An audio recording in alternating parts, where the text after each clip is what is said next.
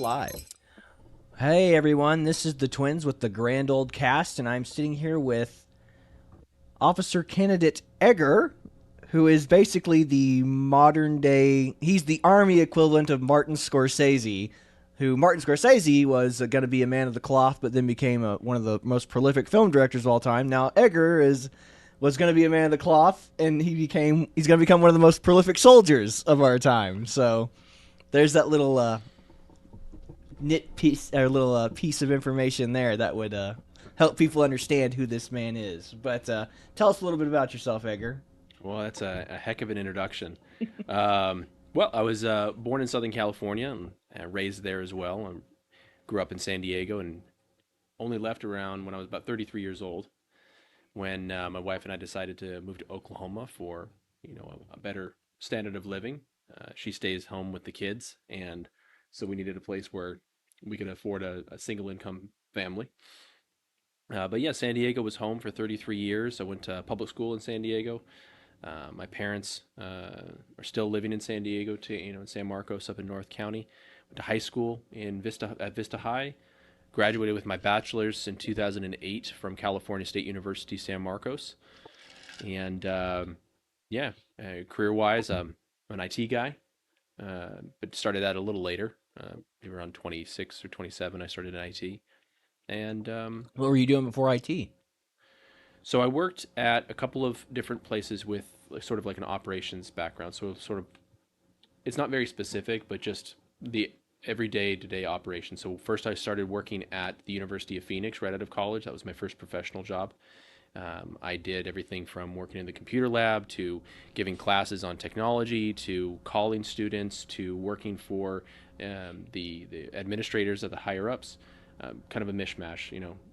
Then I went to go work for a small software company in Bonsall, California, as their operations manager, and that might still be my most fun job ever, where I got to oversee most of the departments except for software development, and reported directly to the CEO. So I got to work with the accountants, the salespeople, technical support, administration, HR, and that was a lot of fun, working with a lot of different people, doing a lot of different things, trying to get the company to kind of talk to each other. Why So, didn't you stick it out there if you enjoyed it so much? well, unfortunately, I didn't realize it when I joined it, but it was a sinking ship when I joined it, unfortunately. Really? How so? So it was the company leader was a really good dude, and he had the company for like 22, 23 years, which is a heck of an accomplishment, right? Anybody who has their business for more than 5 years has already massively beat the odds, Way right? ahead of the curve. And he had it for 22 years, so tremendous guy. He treated his employees very well. Um, things like paying all of their benefits, like you'd pay nothing monthly for your benefits, right? Great guy. But unfortunately, the technology was just very old. So he was writing his programs in old languages. The application looked old. The engine wasn't powerful enough to keep up development, and therefore we were losing market share. We were losing renewals. It was in pretty dire straits when I showed up, and um, you know, things like talking to the accountant and trying to get just a profit and loss statement because that hadn't been read in 12 months, and reading it and realizing as a 26-year-old, talking to this accountant who had been an accountant for over 20 years, I was like, looks like we haven't paid rent in 4 months. Is that right? She was like, yep, that's correct. I was like, does the boss know? Well, no, he's got a lot on his plate. And I was like, I'm pretty sure he would want to know that. I'm like, well, we just don't have the money. And I'm like, pretty sure he'd really want to know that. And, so that was a lot of fun, in finding those little things, trying to solve problems, renegotiating leases to try and save money. It was a lot of fun. And the people there were great, but the engine for the company was not strong enough to keep it Yeah. pulling. So when Marie and I, my wife, got engaged, I started to think maybe I need to do something else, see a little more stable. And so that's when I made the switch into IT, and I joined a managed service provider in San Diego and started to learn the trade. And so I was there for a little over 4 years. And then I was at my previous company for almost 5. And now I'm in my third IT job as a systems administrator at Alert 360, which is a Tulsa company. provide security, both surveillance and non-surveillance, to about 350,000 customers, half commercial, half residential, and yeah, having a great time there so far. Nice. So when you say that they were writing code in old language, we talking like Aramaic, Sunni, like what kind of? No, so there's an older language called Visual Basic 6, which hasn't been mainstream in, I actually don't know. I'd have to look it up. It's been a while, right? So all the way back in 2013, Like Windows 4. that wasn't a thing. But Windows 3.1 or no, I don't remember exactly when Visual Basic 6 became obsolete, but in 2013 it was obsolete. Okay. Um, and remained so. Never became non-obsolete. So that was so programming. When you're programming software, they actually have different programming languages. Hmm. You get down far enough, and it's all ones and zeros, right? It's all electronic bits on the memory or the storage device.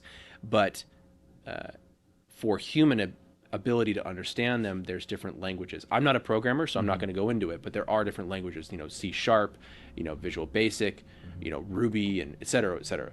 And those are used by programmers to write all of the stuff we use it for, web browsers and video games and all that good stuff. Gotcha. So sorry to take you on that little tangent Yeah, about no, no. languages, but so how old were you when you proposed to Marie, and where were you at again? It was right after you left the job you really liked and went into IT. No, no, we got engaged while I was still at that job I really liked. That was 2014, November 13th. Okay.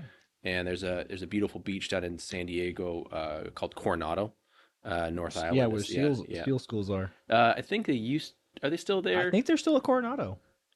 Maybe it's Top Gun that's not there anymore. Right? Yeah, Top Yeah, Gun's because not in they're in Miramar Fighter anymore. Town. Anyways, yeah. So down in Coronado, there's a beautiful beach, and yeah, that's where I proposed. I tried to do something. Wanted to do something else. I wanted to be like up in the mountains or whatever.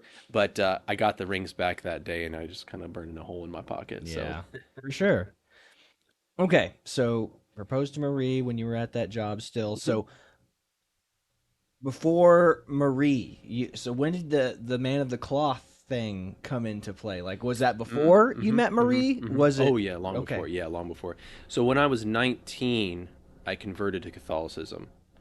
Okay, so Uh, you didn't grow up Catholicism. Your parents weren't Correct. Catholics. Yeah, my So parents are non-religious. okay, Yeah, so yeah. before we go into what becoming a man of the cloth, what sparked your interest in Catholicism or religion in general? Because growing up, I met a lot of kids who grow up without religion, and they just, I mean, granted, I've known plenty of kids who've grown up with religion as well who just turn away from it because for whatever reasons they think it's too Various reasons. repressive Yeah. or whatever. But how did you find Christ essentially, or come to know Him in Yeah, that no, way? I get what you're saying. Yeah, so when I was in high school, I had a lot of Protestant friends. I don't remember having any Catholic friends, and they did invite me to church, and I went a few times, and um, it just never got my attention, so to speak. And when I was, what was it, 19? So this would have been on March 25th of 2015. So I guess I would have been 18 at the point. Yeah, I converted when I was 19, but I started getting interested when I was 18. So March 25th of 2005, John Paul II died. So John Paul II was Pope of the Catholic Church from 1976, 1978, 1976 to 2005 when he died. And I actually didn't know anything about him. I didn't know who he was at all, which is funny because I was a history major. But I hadn't quite gotten to my history classes yet because that was 2005. So as a freshman in college, you're still doing your general ed. And it really sparked my attention. I didn't know who this was, but CNN and all them had, wall to wall coverage of this man's death and life, and 200 heads of state, including I think all of our presidents except for Dick Cheney, I think went because Dick, to stay behind for continuity of government purposes. But I think like all of our presidents went to his funeral. Saudi Arabian kings and like all this crazy stuff. So I thought, well, this guy might be kind of important. And so from that March all the way till that December, I just got more and more interested. Started reading more about it. Bought a Catholic Bible, bought a Catholic Catechism, and by the time November came around, I just wanted it so badly. But the funny thing was, I didn't believe in God, right? So there's this Hmm. thing that was pulling on me, and I didn't really understand it, and I couldn't really fully give myself to it, right? And in November, it was the season of Advent, so it was in between the second and third week of Advent, which is about a 4 week period prior to Christmas in the Catholic Church. I just had such a strong desire that one night I just prayed for the very first time, and yeah, I asked him if I asked God if He existed, and I asked him if Jesus was His Son, and I received an affirmative on both those questions right then and there, and I was at Mass that Sunday. Very cool, man. Um, yeah, so there's a period of process of coming into the Catholic Church. There are some religions where you just say like, I am the person, I am the thing, and you are the thing, right? Hmm. I think like Islam might be something like might be kind of along those lines. But in Catholicism, there's a period of preparation called the catechumen, and then typically as an adult, you'll come in at Easter. So at Hmm. Easter, prior to Easter, you'll say your first confession, and then that's for me because I was already baptized. But if you're not baptized, you'll receive your baptism, first communion, all that stuff. For me, I was baptized as a small child because out of sort of habit of family, they had no intention of teaching me any religion, but I was baptized. So I did my first confession and then received my first communion and confirmation, which is one of the sacraments as well, where you're sealed with the Holy Spirit, and it's part of the rites of initiation into the Catholic Catholic faith. Church, yeah. So Yeah, you have your name listed on the rolls now. yeah. You're hmm officially fed. That's awesome, Well, man. hopefully, we have to persevere all the way till the end, right? Absolutely. We're still in this world, so there's still, danger. Yeah, absolutely, You know. absolutely. We have to. Yeah, we. It's what I was telling. Was it Ivy and Babbitt, or we're not what we say. We are what we do. So Yeah, yeah. that's what's important. The fact that you were able to make that decision at such a young age and be brought up in a non-religious household. Like, have you tried to convert your parents and try to bring them to, or do you Um, just know them too well that they just wouldn't be interested in it, and then they're. Well, no, it's you have to kind of see where that person is, because my friends tried to convert me in high school, right? It Hmm. didn't make a toot of difference, right? And then some man dies across the other side of the globe, and that changes the entire course of my life, Hmm. right? And we're not sure exactly what's going to affect some people, Yeah. right? If you are a young, impressionable man and there is an older man who you admire and he really puts the fear of God and you say, you should go to church, come with me, like forceful, that might work for that young man, right? Hmm. Might not work for a young woman or an older, and if you're a grown adult, there's certain ways that are going to be impactful and certain ways that are not. Um, and then there's also a phrase that, a prophet is not without honor except Hmm. in his hometown. So trying to preach to your family members or your friends is sometimes the most difficult things possible. Yeah, Um, because they have prior knowledge of you, hmm your life, and your sins, and your weaknesses and Right. strengths, and Right. that that is a thing. Like, I mean, when you go to, I remember going to college for the first time. Like, you're just your own. Like, you're just this blank slate. Nobody knows anything about you, so you Right. could present yourself as this Right. amazing, person, and then you go back home and you're just like, hey, there's that loser. There's that loser. I know that Yeah, guy. yeah, and it's not even that it's not even that it's fake. Is that we do grow, right? But sometimes if you've known a person for a very long time, that person may have grown, but you still know The them person that prior they to their were. growth, Hmm. and that still affects the way you treat them that day. So, you know, yeah, it reminds me actually of a small tangent. I'm reading a book called Mud Soldiers. And apparently, back in the '80s, the Army had a experiment where you would actually stay with the men in your basic training class for the first 3 years of your Army career. Oh my gosh. Your basic training company went to AIT together. Then you went to your first duty assignment together, and you were together for 3 years. That Now, sounds like a nightmare. now, not only, but that's also impactful what we're talking about, right? Because especially coming from your first year or joining the Army through your first 3 years, you are, especially if you're a younger person, like Hmm. you're a different person, Hmm. right? And you're still stuck with all these snot-nosed brats that knew you as you coming in through reception. Yeah. You know, They scrapped it. I don't know when they scrapped it, but I mean, obviously, it's not a part of Yeah, the it's army definitely not a anymore, thing and anymore. that it was new in the '80s. So no, I haven't tried to convert my parents explicitly. I mean, we've had 1,000 conversations about religion and Hmm. politics, and we try and provide a good example, and I try to honor my mother and father to the best of my ability as an adult. Even normal adults with people of the same faith, you don't listen to your parents the same way as when you were a child. Well, especially when you're not of the same religion, Hmm. but even within that context, that uh, trying to honor your mother and father is always to set a good example. So Absolutely. yeah, but not explicit. But Yeah. yeah, I mean, it's certainly our hope. My 8-year-old son has, which is really interesting, which That's is really fun hilarious. to listen to. Yeah, Is your 8 year old's your oldest, right? correct. Okay, just making sure.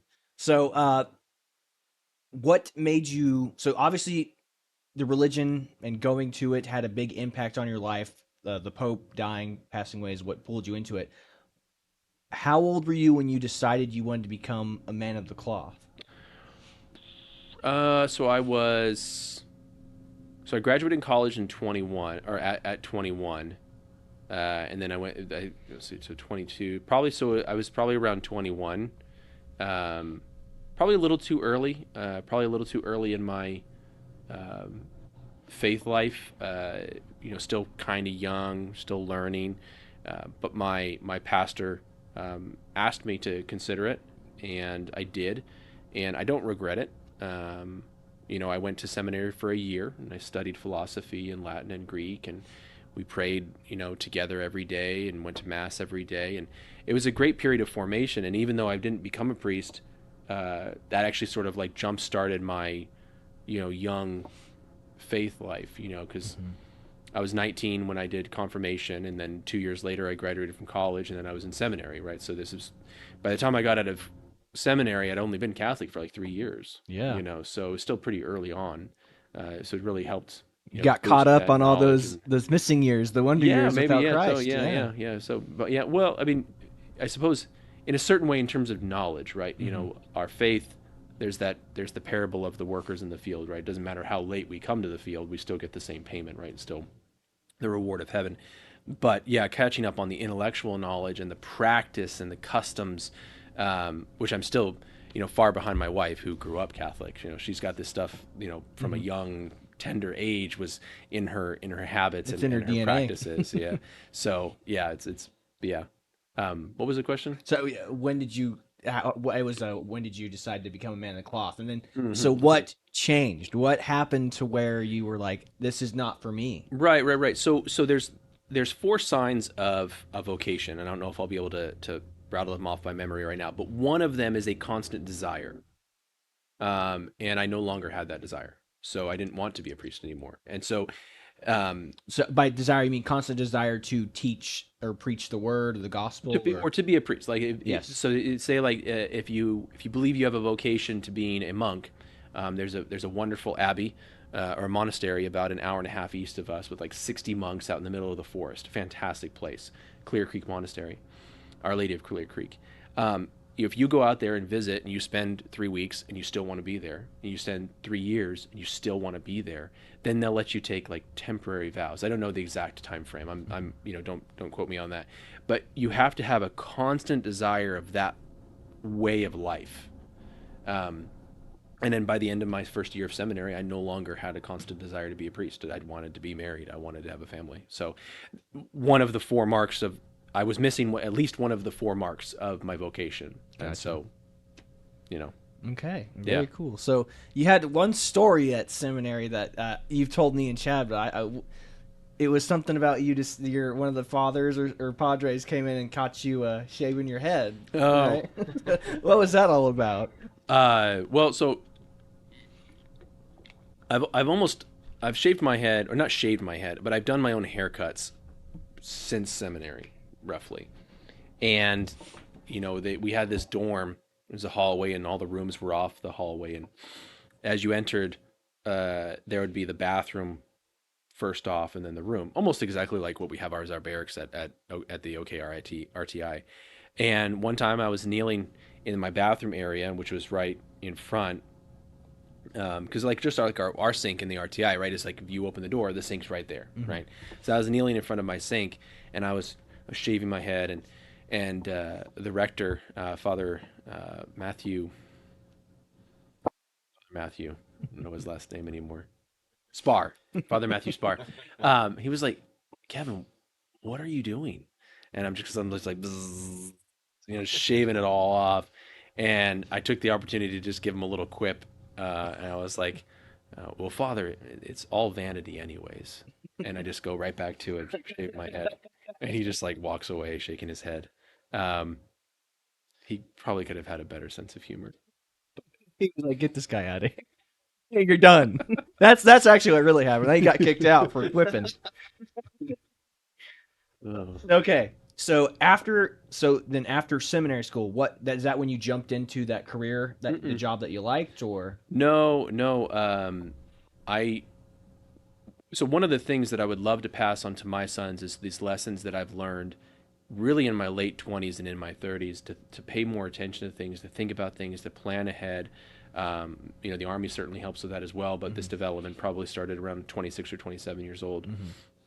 Is you have to pay attention, you have to think about the future. You can't just let life take you along for the ride.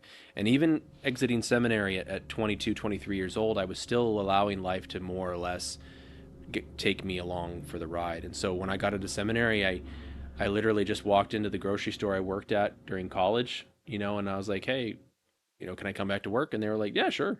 Why not? When can you start? And I was like, I mean, today if you want me to. But like, well, come back tomorrow, and you can go back to the deli and you can work. I was like, that was easy, like. And so I went back to work for the grocery store that I was working at during college, and I enjoyed working there. And grocery stores are great places to work, actually. They pay terribly, but they're fun, and you're selling a good thing, and it's Mm-hmm. food, and it's a lot of stuff going on, and when you're done with the day, you feel like you've actually worked. Um, and so I asked them if they did anything about college degrees because, like, hey, I'm graduated. Can I go into management or whatever like that? And they're like, nope, the union does not care about your degree whatsoever. It is seniority based only.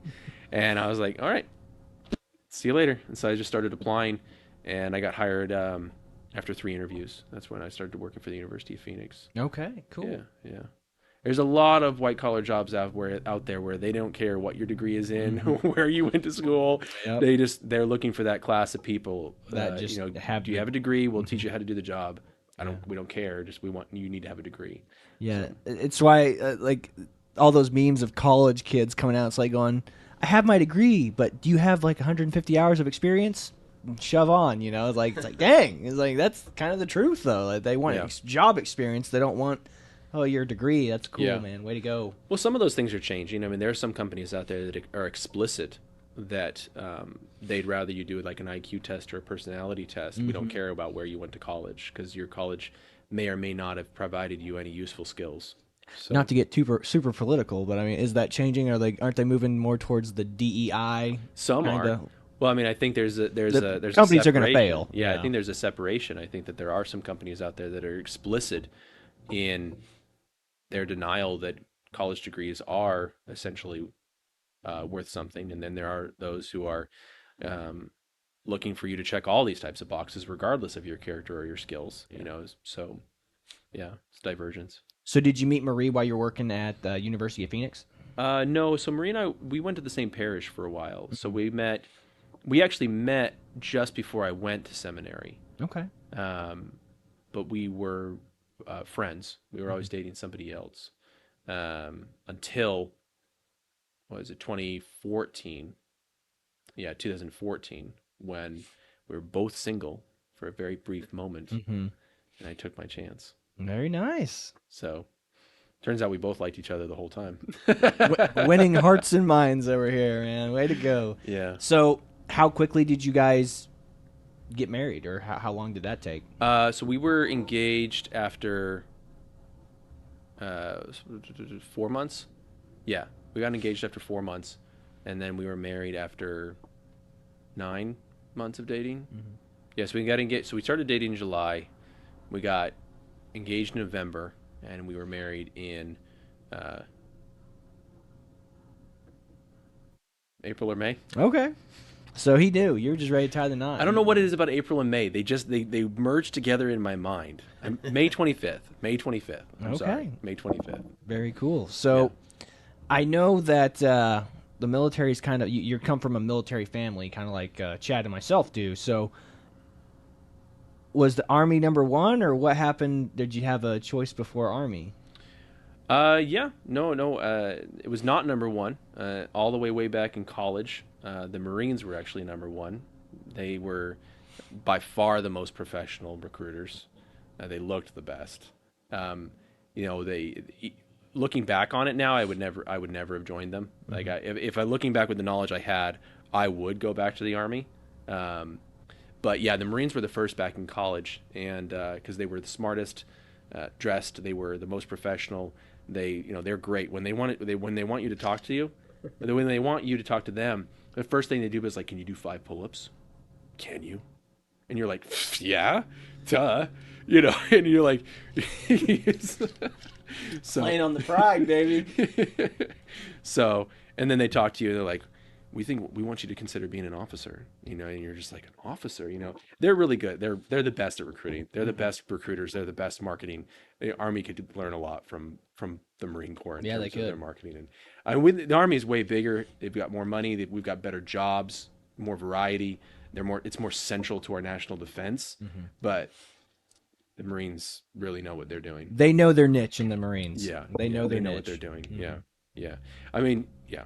So Okay, so you actually went through and did, yeah, and this was before college or during? during college. So in between my junior and senior year, I went to Marine Corps OCS in Quantico, Virginia for 10 weeks. Graduated, and then decided to go to seminary rather than take the commission. So that's when I graduated college. That's what I had that decision to. I spoke to Captain Gomez, my recruiter, and I spoke to Father Kavanaugh, my parish priest, and came to the conclusion that I should go to seminary rather than take the commission. But yeah, there was 10 weeks of Marine Corps OCS in Quantico, Virginia. Very difficult. I gained like 17 pounds because I was one of the small end when I went. So I was one of the guys that gained weight. I went in at like 150 something, and I left at like 178. Good. I mean, I gained a lot of weight Yeah, that's impressive. in those 10 weeks. Like, yeah. So yeah, that was good.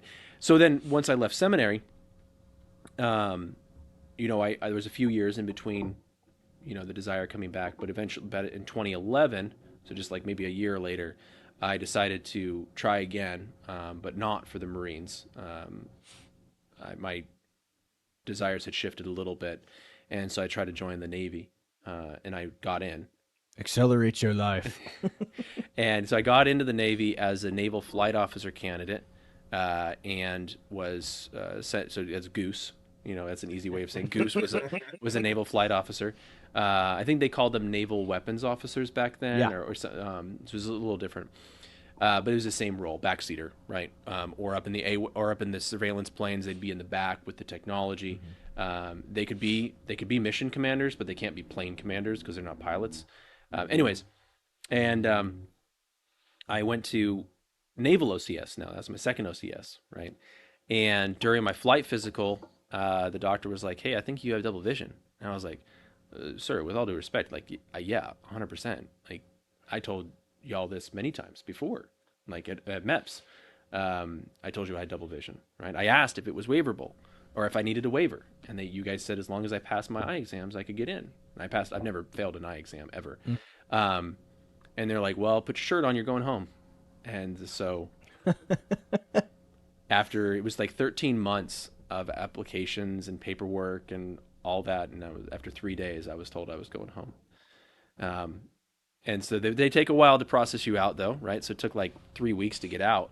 And during that time, you're part of a labor pool, right, with the misfits and rejects and even officers who just haven't gotten an assignment yet. They're just sitting around as little ensigns with nothing to do. And they made us set up for graduation, which was really painful. Yeah. They're like, you're going home, but we're going to have you set up for the next class's graduation. So that sucked. Thank you, Chief. Yeah, so that was not fun. Made us move entire gyms, weights, machines, everything from building to building, and like we're paying you, so yeah. So that was that time, That was 2013, and the desire never left after that. So then I applied 8 more times to 4 different branches before the Oklahoma National Guard gave me my opportunity.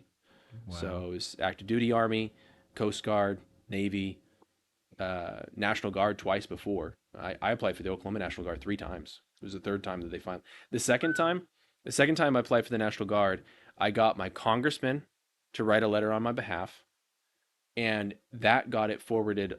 Because the congressman wrote, I got a call from a colonel in Oklahoma City asking me a little bit more about my background because they were going to forward it up, and it went to the Surgeon General of the National Guard in Washington D.C., and he rejected me.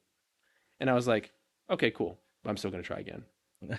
I tried a third time, and shockingly enough, even after the Surgeon General said no, we know we're having a recruiting issue, Mm-hmm. right? That's not a secret. But even so, I still tried again after the after the Surgeon General in D.C. said no. I was like, yeah, I'm gonna try one more time, and got that shot. So, yeah, that was 2022. So it was, you know, from 2011 to today has been more or less a constant effort. You just love a kick in the teeth, don't you? Well, I knew from a very I knew all the way back in 2011 that these organizations are large bureaucracies with tremendous numbers of people, and I knew that my double vision was not a 4 level waiver. Like you'd see in like World War II movies like 4F. Oh, I'm 4F. You look 1A to me. Blah, Yeah. blah, blah. Oh, a 4 level waiver, a 4 level classification is not waiverable. Like that's illegal to let somebody in if they're 4F. Uh, uh, Maybe not illegal, but they don't give waivers for 4 levels. Mine was a 3 level. It was very serious. It was the most serious level of waiver that you could possibly ask for. Mm-hmm. But it was like that guy from Dumb and Dumber. I don't even remember his name. He's like, "But you're saying I have a chance." You say that every chance. And so, I mean, until I was going to age out, I was going to keep applying Yeah. to my wife's chagrin. Yeah, Um, that's kind of the way it was for me. I was me and Chad were depped into the Air Force, and about the same time you were making all your applications, right before COVID struck, yeah, and we were prepping for the special operations, and I wanted to be a TAC P, and for that's like they embed with Rangers and Special Forces. They just call in all the airstrikes and stuff like that's their job. So I was doing that, and I got disqualified on my depth perception. I didn't know what depth perception was up until that point, and they're like, so I went and got glasses, and glasses made it worse, and just kept going back and back. And they're like, yeah, you can't be the one job that you want to do in the Air Force. I was like, crap, man. So I had to like they were like, well, you have to try. You either you can't do this. This is the job that was the easiest among the special forces things. Now you have to do PJ standard stuff. And I was like, man. And we just kept getting worse and worse when we were training for that. Like it just got slower on my run times and stuff. And I was like, man, this sucks. that's a bummer. So but then COVID hit, and then our eligibility ran out for our debt. Like you have to go back to MEPS. And I was like, screw that. It's like I don't want to do that again. So I think I've been to MEPS 4 times. oh yeah, three's enough for me, man. But Yeah. God, yeah, it was awful every time I went. And sometimes I just went back for my eyes, but still, just the having to walk through the door and stand in line with all those kids, like you're just like, this blows. But the man. Oklahoma City MEPS is One of the better ones. 10 times better than the San Diego one. The San Diego one is massive and sprawling and old and inefficient. Yeah. Like Oklahoma City was like, They run it pretty well. yeah, it was pretty good. Whenever we were there were kids from Kansas and Texas, Mhm. and they were like, "Yeah, the recruiters down there won't let us go to the ones there because they say they suck and they can't get people through. So they send us up here to Oklahoma." And I was like, "That's amazing. That's Yeah. a heck of a accomplishment." Like I don't know who I've seen multiple commanders at that MEPS, but they must have like an SOP written out. They go, "This is how you need to do it if you want Yeah. to keep our whatever ranking." It's a lot smaller too, though. I mean, like I remember Oklahoma City MEPS. I was out at like 9 or 10 o'clock, and with San Diego, I was there till 3 or 4 in the afternoon. Yeah. I mean, it's just the number of personnel that's being processed is a lot different. So Yeah, for sure. So you get into the Army National Guard finally. Mhm. So how old are you? How many kids do you have at this point? Like, and how is it making that jump or that leap into the basic training environment? Yeah, so basic, I was 35 years old. Oh I wasn't even my. the oldest person in my platoon, There let alone the company. there were a lot of old dudes Yeah. there, man. Like I was sitting there like I'm gonna be the Bay Dad when I get there, and there was like some guys in there pushing 40s and Hmm. stuff there. I was like, this is crazy. Yeah. Yeah, the oldest guy in my platoon was 37, so he was 2 years older than me. But yeah, I was 35. Marie and I had been married for 7 years at that point, and we had 4 children. We have five now. Um, we had 4 children, and yeah, the transition was interesting. I mean, basic was not difficult, uh, technically, like the stuff that was going on, right? Like I'd say 97% of the difficulty was being away from Marie and the boys, Mhm. like without a doubt. Um, but you get past, just like everybody says, you get past those 2 or 3 weeks, right? And things start to smooth out a little bit. Yeah. Um, it was good though. It was good. I mean, a lot of the kids in the I don't even like to use the word kids. They're men. They're young men, Yeah. right? But a lot of the young men in the platoon were could have literally been my children. Like Hmm. if I had had a child at 18, they would have been 17 today, and there were 17-year-olds in my platoon. So they Hmm. literally could have been my children, um, which was never a disadvantage. No one ever said a darn thing about my age ever. Not the drill sergeants, not the Hmm. trainees. It never was a factor, and they would come to me and talk about things that were important to them. It happened quick too, even in reception, which everybody, of course, everyone knows it sucks. Like it definitely sucks. But like, even in reception, I had this kid come up to me and he was like, "Hey, you're married, right?" I was like, "Yeah." He was like, "What is love?" And at first, I thought he was like messing with me, Hmm. right? I was like, "I don't even know who you are. Um, what are you talking about?" And I saw on his face that he was sincere, and I was like, "Oh, that's really strange." Um, but I collected myself and I we talked about what love was, from a Catholic perspective, although I didn't say that. And that happened multiple times throughout all of basic training. I would even get the drill sergeants. They would call me in and ask me questions about things, like because I was older than the drill sergeants. You know, I'm sure. Drill sergeant trainee. What is love? Well, probably the funniest was there's a couple times were really funny. One of the drill sergeants would call me over, and they'd be like, "Hey, I'd come over, he'd be like, I want you to talk to these young people about kids and about homeschooling and all that stuff. And I was like, okay, drill sergeant, like, sure. Because he kind of was of the same mindset as I was, but, he just wanted me to say it, I guess. I don't know. Maybe oh, no, he was leaving. So he Hmm. wanted me to like entertain everybody while he was leaving. And then another one was my senior drill sergeant called me in and he was like, Edgar, I'm really disappointed in you. Yeah, I thought you were different. And I was like, what's going on here? This is really weird. And he's like, I can't believe you homeschool your children. And like, I almost started laughing. Like, and I was like, yes, Drill Sergeant. And he's like, why do you do that? And we talked about values alignment and being able to actually raise your kids and not have other people raise your kids. And I said, for a lot of people, public school is the right course of action because you share the values with the public school and the people in the public school are like your kids and they're like you, and that might be perfectly acceptable. Maybe you want to send your kid to a private Jewish school because that's going to be the best course of action for you. For me, the best course of action for my wife and I is to homeschool the children.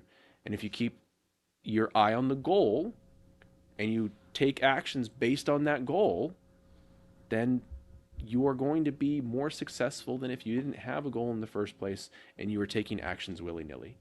And he was like, that makes a whole lot of sense. Dismissed. Uh, Such a the strange. kind of power you can't buy. You can come in there and scold somebody for homeschooling your kids and be I like, all know. right, thank you for that word. You're I dismissed. Go know. away And now. like and these are not young guys. I mean, like this guy was probably like 30 or Yeah. 32. Yeah. He was married, had kids, but like he was still younger than me.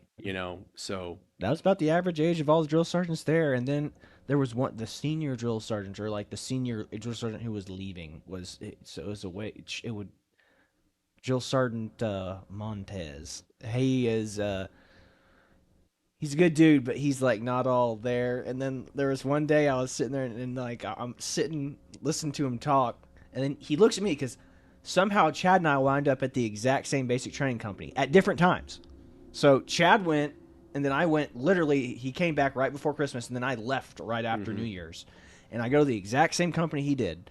And drill sergeant. So obviously, all the drill sergeants there, and all of them were basically the same ones. So, but Montez, who was the senior there at the time, was like, "Isn't that right, old man?" And I just like looked at him because he does not. I do not look older than he does. Okay, like I looked at him and I was like, "What was that?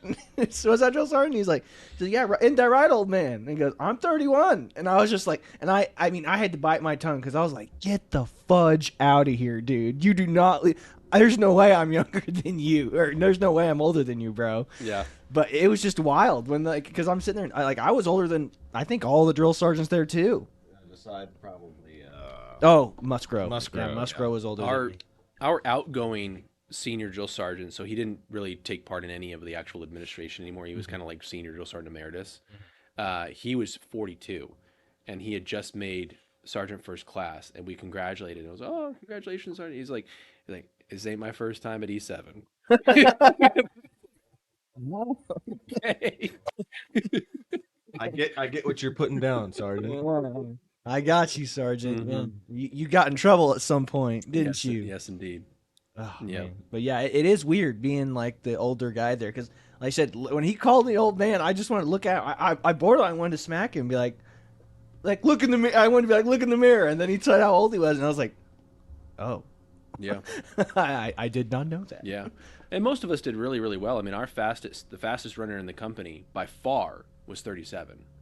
He was doing the what's the distance? 2 miles? Yeah, 2 miles. He was doing the 2 miles in like 11 and a half minutes. My God, yeah, I mean, the dude was flying. yeah. The guy who I mean, who run the Ironman in mine was 33. He was my age, and it was Dwayne, the pilot. The guy works for American, and he just crushed it. Like I just remember watching. I was like, man. I mean, I got better every time I ran. I was like down like almost a 14-minute mile, and I remember watching him run. And I was like, man. Like, and then they gave him the Ironman thing, yeah. and like he was carrying around the flag, and all just like, way to go, old man. And I'm just like, dude, like Hopefully putting all these little kids to shame. Hopefully 14-minute 2 mile. Yeah, no, it was like probably a 13-minute. Yeah. Oh, yeah, mine You was. said I was trying to get a 14-minute, 14-minute 2 mile. Yeah, not a mile. Yeah, Yeah. but yeah, it's just interesting having that perspective, being the older guy in the unit, because you're surrounded by and stupid stuff sets kids off. You know, Oh, like yeah. you're just like, it's like this is what's going to go, because I don't think a lot of the kids in my platoon liked me a whole lot, or like, you know, I think they thought, because I was just the joke, but I was the jokester, you know, like I laughed, I liked to have a good time, but that's what I did to keep their morale up. And one time morale got so low because we had getting smoked outside all night, you know, just getting yelled at for no reason, and they were just looking for excuses to bust us, you know. And when we're there, we get back into the bay, you know, where our barracks are, and as we walk in there, it's trash, you know, like and it wasn't even trash bad. Only a couple of beds were tossed, and somebody left their locker unsecured, so there was stuff spread out, and there was a couple of sandbags and they put wet sand in a mop there, and so that was rough. And I just remember looking at these kids, and they were just like, "Why? How could they do this to us? We're so tired. I just want to go to bed." And I just like, guys, you know, I was in a fraternity, and I had to clean it. I embellished quite a bit, but you know, I was like, I was in a fraternity. I had a pledge class of like 5 guys, and we had to clean a 3-story mansion. And at least the drill sergeants here, like, a lot of them are combat vets, and you know, like, they're doing this because it has a purpose. They're trying to be like, bad stuff's gonna happen. You have to come in and deal it and fix it. And I go, I had to clean up a 3-story mansion because a bunch of drunk dudes thought they were better than I was. You know, it's like, which is worse? And we have 30. There's 40 of us here to clean this mess up, and we can all help each other. And I had 6 dudes to clean a 3-story house. Do you really think we have it that bad here? And then they were like, no, man, you gotta put that perspective. I was like, exactly. This is not that big of a deal. We'll clean it up. We'll go to bed, and then fire guard will polish up this turd that we clean. You know, so it's gonna be fine. You know, it's like but as the older guy, you just gotta have that perspective. You know, it's like you've lived life. You've had lots of heartbreaks and lots of trials and tribulations that they just like, this is the worst thing that's happened to them. So it's just like, oh, I go to sleep at midnight and I wake up at 2, you know, it's like that's their lives up until that point, you know? Yep. So, but yeah, so what is probably one of the best, Other than the ones you've already told us, what's probably the best story you've had from basic training? Best, funniest, most memorable, or worst experience you had there? Mm, well, I think most of my favorite experiences involved uh, sharing and I don't know, the term mentoring is thrown around a lot, I think, but there were a lot of young people there from families where they may not have been given a lot of instruction, Mm-hmm. or you know, maybe their dad wasn't there or something like that. And so there were a lot of times where I would realize that there were a good number of people just listening to whatever story myself or some of the older guys. It certainly wasn't just me, right? When we were talking, oh, I'm good, thank you. That we were just talking about something, about kids or about school or about whatever, because a lot of these experiences these guys had never had, right? They hadn't had college, they hadn't been married, they'd never had kids, they've never had a job, right? And so a lot of those was sharing that and keeping them focused was very enjoyable. I was also platoon guide for almost the entirety of the cycle. All three of the field training exercises, most of the non-field training times, and that was really great too. Me and another officer candidate, where I was PG, he was APG, assistant platoon guide, and just being able to organize and actually do something intellectual. You know, if I wasn't platoon guide, I think it would have been a lot worse. Not having something to occupy, at least something to occupy your mind, even if it was just like, do we have everybody? Yeah, count them again. 43. Okay, good. Just something to keep your mind occupied, because there was some really boring times because Oh yeah, it's geared towards the bottom trainee. yeah, it So is, and that's the rough part. Like I remember it's kind of one of those things where you listen to people talk and you have all these people, like when I went to RTI, you have all these, Oklahoma guardsmen who talk about their basic training experiences. And when you listen to them talk, you're like, it doesn't sound so bad. Or, it's like they're trying to, but you just don't have any comprehension or idea of what it is until you've actually been there and yeah, done it. Like, there's just no way. You don't understand. You're going to be standing around for hours. And, like, even Chad came back and goes, you're going to be standing in formation for hours just waiting on someone to tell you to do something. And it's like, you'll never. I told you, I kept telling you said, however much standing you think you're going to be doing, quadruple it. there was less than I thought, but I think that was actually due to my memories from college with Marine Corps OCS, because I mean, we're talking. We did in a basic training, and what we've done so far in OCS is nothing what they made me do in 2007 with Marine Corps OCS. I mean, we would stand on the blacktop. I think one of our inspections, we stood on the blacktop at parade rest for 3.5 hours on the blacktop in Virginia in July. Good God. 3.5 hours. We had guys literally fall over, faint, because it was inspection time, and they would go one by one by one. But I think honestly, probably the best thing that happened in basic training was one time some of the guys in my platoon got upset at my leadership style, that I would maybe not take their desires into as much consideration as I could have. And it made me realize that it was true, because I was seeing them as 17, 18, 19-year-old guys, and I did not think that they were worthy of being considered. And I Mm-hmm. realized that. I was like, oh, that's right. I am doing that. You're a dictator. And they were like, you're not the boss officially, right? We're all peers. And I was like, you know what? That's a good point. That's a really good point. And things got a little heated between people who agreed with them and people who disagreed with them. And I was trying to. We all know all three of us are fans of Jocko Willink. I was trying to step back and look at the situation, and I did while people were yelling at each other. And I thought, you know what? No, they've got a point. They got a point. And what happened after that time frame was that the squad leaders who were assigned and the team leaders who were assigned, they went from being oppositional and like downright insubordinate to, hey, now we're all getting along with each other. We actually like each other. we like each other better, maybe not super like each other, but like each other better. And that was a great lesson to learn. And I think it's a lesson that will serve me because being an older candidate, I'll be a 37-year-old second lieutenant, right? Junior officer. Right. I'm going to be going into a platoon that's going to have a bunch of 17, 18, 19-year-olds, maybe not as many as I would think, but there's definitely going to be some in there. Sure. And if I do treat them like children, I will have negative consequences. And so I need to realize that they are grown men or women. And if they're going to be, if I have a female in my unit that I get assigned to, and if I don't take their wishes into consideration, if I it's not this. I don't want to say what I'm hesitating to say is that it's not like the unit isn't run like a egalitarian democracy, right? Right, The platoon leader is still going to be in charge, right?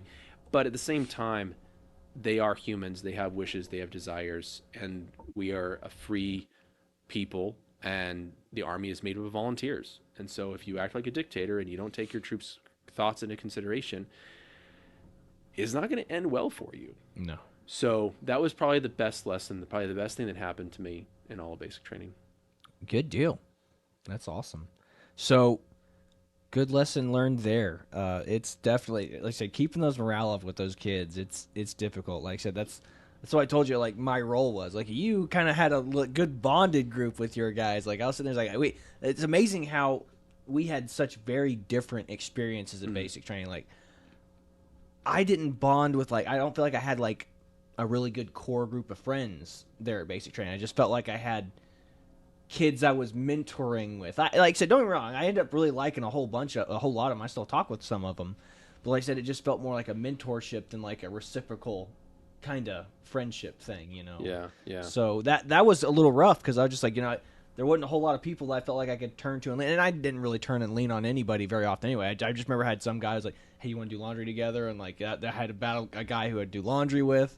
So it was an odd experience, but I still enjoyed it. It was still I learned a lot, and you learn a lot about yourself, and you learn a lot about just the dynamics of very, very different personality types and groups of people. Like I think going to basic training definitely would make everyone a better officer in the long run because you get to see what it's like from the grunt size, from the ground. And I'm sure you might have a differing perspective. Go ahead. I know people say that, but like basic training's not. That's not the same as being in an operational unit. Yeah. Like I've never been in an operational unit, but I've certainly talked to enough people and read enough that like if you try and say like basic training is what the army is really like that's what it's like to be a private or a specialist in a field artillery brigade. It's like no. I mean there's some hazing, there's some messing with them and everything like that, but that's not the army. So a lot of people have that argument, right? But the Marines, the Navy, and the Air Force, and the Coast Guard, they don't send their officer candidates to basic training. We're the only ones that do that. So I am not convinced that it is necessarily the best course of action. Okay. But if we didn't do it, we'd have to severely modify OCS, right? Because Yeah. we wouldn't be getting those basic skills that we get at basic training. Yeah. Or we'd have to extend BOLIC. Things would have to change pretty significantly if we In the didn't send Army. our OCS candidates Absolutely. to basic training because sure, you're not memorized, but hey, you do a tourniquet for the first time. You learn how to do the 3 C's, or the 4 C's, combat casualty care, Yeah. 3 C's. I'm forgetting some of the things already, but you get those initial exposures, right? But the other 4 branches don't do it. Yeah. They don't send their officer candidates to basic training. I agree. Well, so after you got back, I know you had like a little ritual you did, like your kids like pull like a ring or something off. Yeah. So my wife got them, built them a ring chain, kind of like as kids you might have done it paper for rings, paper right, rings, yeah. right? Absolutely. You might have done it as a kids for Christmas or something like that, and countdown, right? So there was 73 paper rings, and they tore one off every single day. As I was getting closer to coming home. So, yeah, that was fun. So when did you get back? What when did you graduate basic? What month and year? And when did you get back and start the Uh, pre OCS program? I guess we graduated August 4th, 2022, and I started pre OCS the next drill. When did you get back, Chad? Let me see. I got You back back December December. I got back 2020. December. I got back right around, like I said, So December Edgar, 2nd or 3rd. so Yeah. you had like what 3 drills, and then you September, showed up. October, November, December. You showed up in January. In January. Okay. That's Yeah, right. I showed up in January. yeah. So So that was that was long. But I eventually determined that traditional would be the best course of action for Marie and I. I wanted to go to accelerated. yes, you did. I remember having Uh, this conversation with you. like I wanted to go to accelerated over a year ago, Mm. right? Um, Ah. and then I was like, well, maybe I'll go to summer, and it just ended it up being that I need to be grateful that I'm in after trying for so long, and there needs to be compromises with my, uh, you know, my I try and use the terminology, my sort of my other joint force commander. You know, we are peers and we need to agree on the course of action. And honestly, like she already did a tremendous thing at the age of 25 or 35 with 4 children, even Mm. saying yes, Yeah. right? Um, if it had come out of the blue and I just been like at 35, been like, I want to join the army, should have been like, absolutely not. What That are you is, stupid? you are borderline insane. But because I had been trying ever since even before we were even Yeah. dating, she knew it was something that was uh, very, Important. very important to me. Um, I would imagine a scene from Misery where she's breaking. she was like, "You work from home doing IT. You ain't don't need those knees." Yeah. Um, no, and so then we determined that traditional would be the right course of action, which was more difficult than I thought. Finally, telling the cadre that I was going to do traditional, and then Oh, Captain Stosher trying to like, what are you doing, oh Edgar? yeah, Making a Lieutenant huge Stosher, mistake. Lieutenant Stosher did not want me to do traditional, and then also I wanted to do infantry for the longest time. I still do, but I also agree with Marine that I would do a BOLIC that was Close to within home. driving distance of home. Unfortunately, we have three BOLICs that are in driving distance, Mm-hmm. at least three, but three combat arms are within driving distance. So Mm-hmm. FA and ADA are down at Fort Sill, and then combat engineers are up in Fort Leonard Wood in Missouri. So all three of those are easily drivable for a weekend Mm-hmm. coming home, and that would lessen the impact on her and the boys for me being gone, and would still Absolutely. allow me to do combat arms. So hoping for field artillery. Very cool. I don't see why you wouldn't get it, considering how desperate we are for officers at the moment. So I think you're good. And Well, I think there's you made the right decision in doing traditional too. I mean, I'm glad you're in our class with us because let's just say you're able to communicate more effectively with some of us in the group than others are. But we appreciate you being in here. I don't So know about that anymore. yeah, we'll see. So how have you enjoyed pre OCS? Or have you just been ready to be done from the minute you started, or have you actually gotten some actual learning experience when you were in the pre OCS Pre program? OCS was definitely instructional, or was definitely instructive. The land navigation was tremendous. Getting those reps in, it really allowed me to honestly breeze through the land nav at phase one. I Mm-hmm. mean, no factor whatsoever. Um, I was the first one done. That morning out of us 90 of us candidates, right? Yeah, So absolutely. that was really helpful. But no, I was a little impatient. I was like, okay, it's September. Mm-hmm. Phase one doesn't start until July. Yeah, Okay.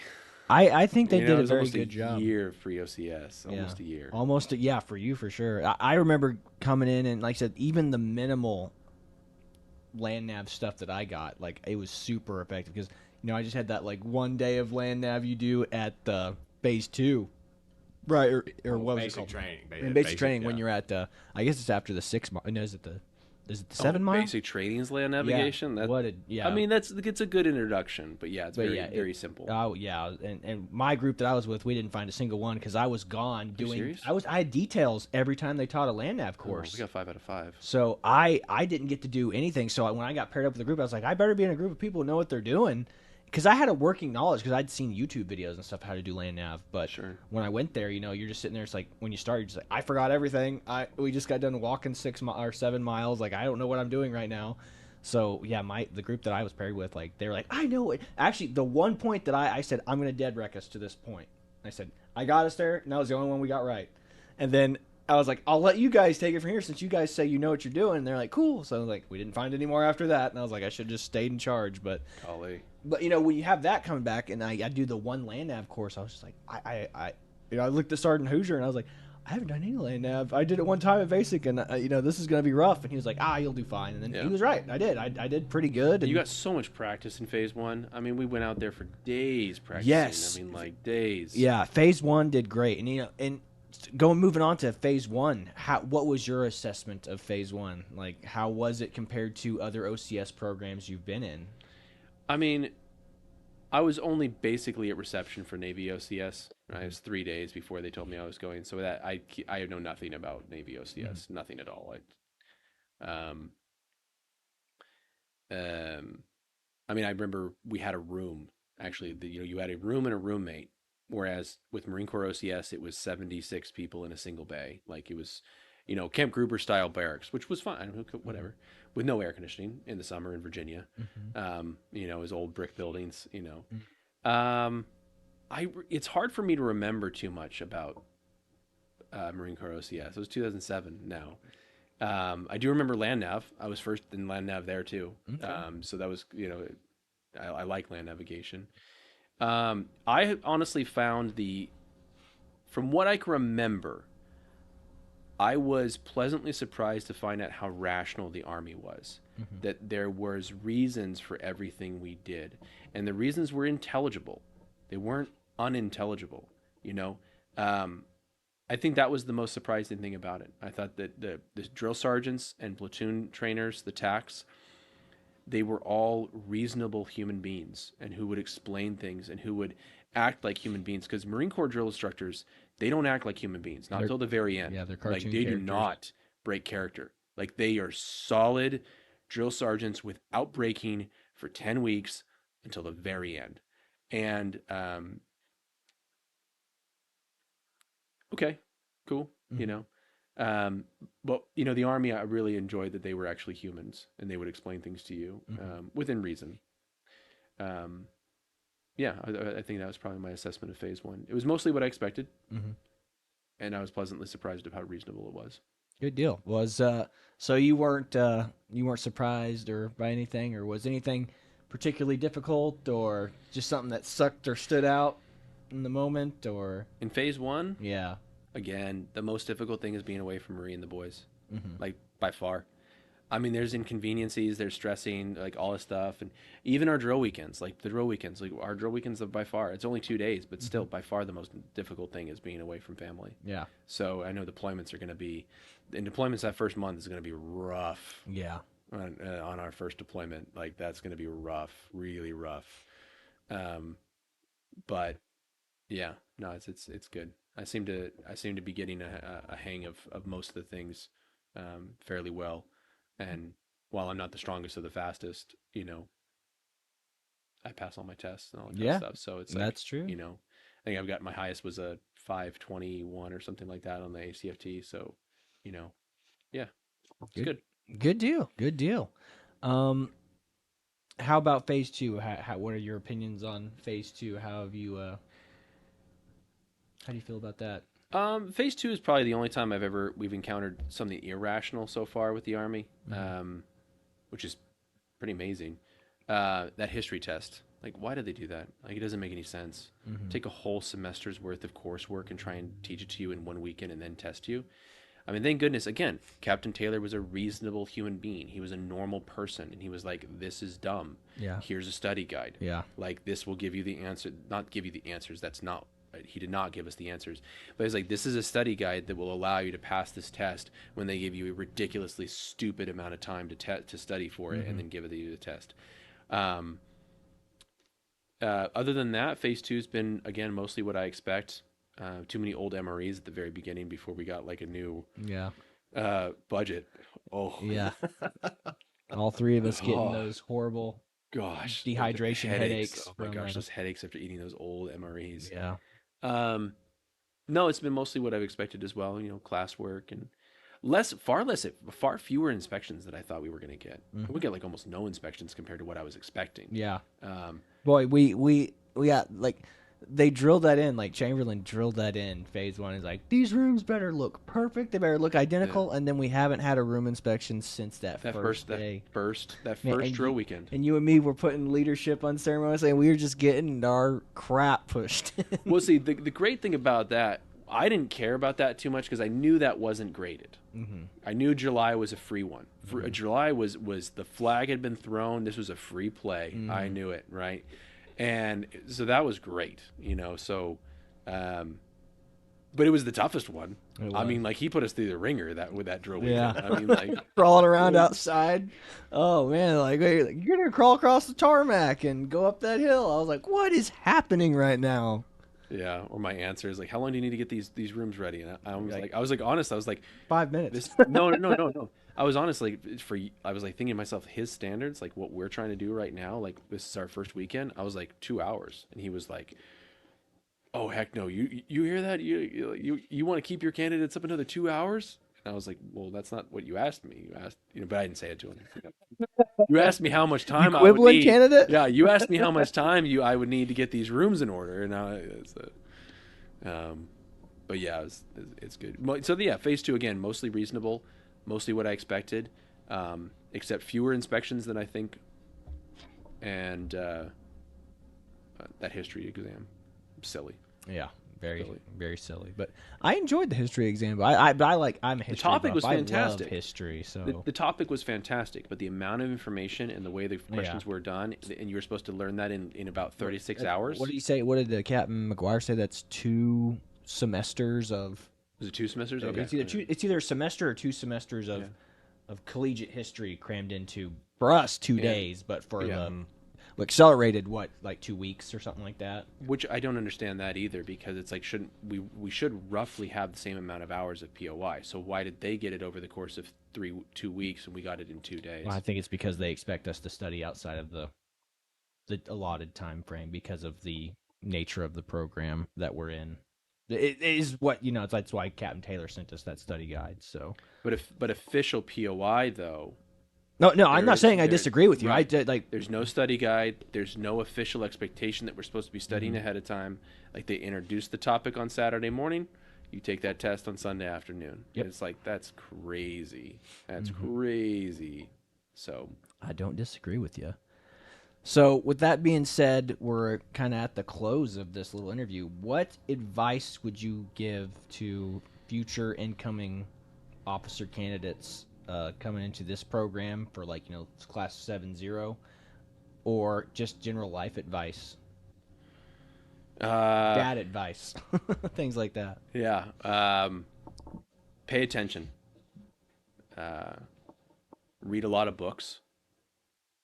Ask people that you trust and admire what books they read. Find a good spouse early. Like as early as you can reasonably do, find a good spouse and marry them. That will provide you such an incredible foundation and framework for your life. And whatever you're doing, try and get better at it. At first, I didn't want to do it. For what I say is like IT is like, well, I didn't necessarily want to do IT, but there is a pleasure or a satisfaction in doing something well, even if you didn't necessarily want to do it in the first place, and so I think that those are good. So yeah, pay attention, read a ton, read all the time that you can, like watch less television, put away the video games, read, do well in your job, and get married early to a good woman. who's going to help you with, you're going to help each other out in life. I think that's good advice. Best advice I can hear. I feel personally attacked. Well, and I guess I should say, sorry, those are more intermediate goals. I think then the foundational goal, which everything else is based off of, is know, love, and serve God, so you can be happy with Him in this life and in the next. Yes, so that's sir. foundational. Everything else should be based off of that. I like that. That's a good way to end it right there. Well, Edgar, thank you for coming on and taking time out of your busy schedule. Thanks for to do having this me. Podcast with us, bud. Thanks for having me. Thanks for coming on. Absolutely. This has been the Twins with the Grand Old Cast. Thanks for tuning in. God bless y'all.